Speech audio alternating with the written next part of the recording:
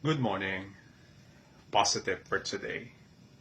Kung nung Lunes pinag-usapan natin yung regaining our courage, nung Miyerkules, renewing our courage, ngayong Biyernes, tapusin natin ito by strengthening our courage.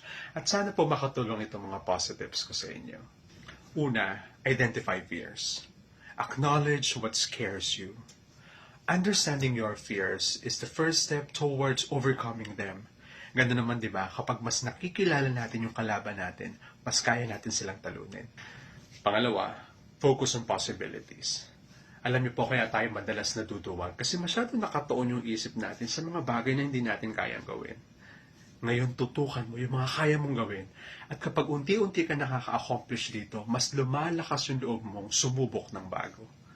And finally, commit to growth. Embrace challenges as an opportunities for growth. A mindset oriented towards development fosters courage. Alam nyo, sa totoo lang, hindi naman talaga yung mga tao, yung mga paiba-ibang sitwasyon, o yung mga pagbabago ang nagdudulot sa atin ng takot. Kundi yung sarili. Ang sarili ang tunay nating kalaban. It's about time to overcome yourself and reclaim your courage. Love, love.